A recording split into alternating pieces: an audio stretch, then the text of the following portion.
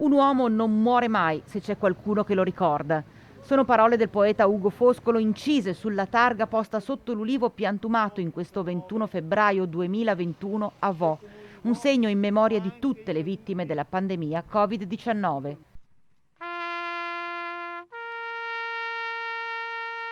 Questo ulivo è stato messo a dimora proprio in questa rotatoria, che è un importante snodo per il comune di Vo, a memoria appunto di quanto è successo, ma anche per fare in modo che tutte le persone, una volta arrivati qua, abbiano a mente che si può fare e si deve fare ancora tanto per sconfiggere questo virus. Il 21 febbraio 2020 la prima vittima del Covid a Vo, Adriano Trevisan, la certezza dell'arrivo anche in Veneto della pandemia. A un anno di distanza Vo, comune rosso, comune blindato per settimane, comune da cui è partito lo studio della diffusione del virus, diventa così esempio di volontà di rilancio, rinascita per tutta la regione e si costella di simboli e segnali di unione, comunità, partecipazione e forza.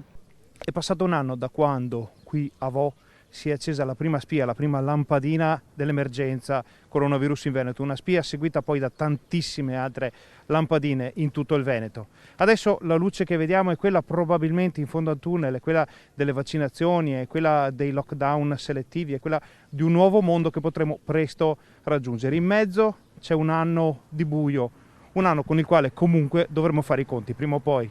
In piazza questo cuore tricolore realizzato all'uncinetto dalle volontarie della De Leo Found. È un simbolo chiaramente di partecipazione, di solidarietà, di impegno, è un lavoro fatto all'uncinetto, è un simbolo di impegno, di competenza, di abilità, che è un po' quello che ci aspettiamo dalle strutture che ci governano, no? Perché sotto una guida competente e abile possiamo anche superare, soprattutto se stiamo tutti assieme, queste enormi difficoltà. Difficoltà che non sono ancora superate, i numeri purtroppo quotidianamente lo confermano e in vista di un possibile nuovo lockdown di cui si sta tanto parlando in questi ultimi giorni, è proprio dal mondo medico-scientifico che arriva un forte appello al senso civico di tutti, alla serietà, all'impegno della gente e della politica. Se la gente avesse il senso civico di portare la mascherina, evitare gli assembramenti, e quindi aiutare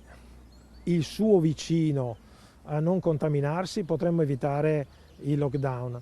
Certamente se viene meno questo senso civico, soprattutto dove si creano dei focolai particolari con le nuove varianti, un isolamento selettivo. Vediamo un focolaio, isoliamo molto bene quel focolaio. Come è successo a Vo, come succede adesso con la provincia di Perugia. Sono anche convinto che noi scienziati possiamo dare delle indicazioni scientifiche, ma poi la politica deve mediare tra le indicazioni scientifiche e le indicazioni o le necessità della vita, della produzione, della formazione, della scuola, dei trasporti e anche le risorse.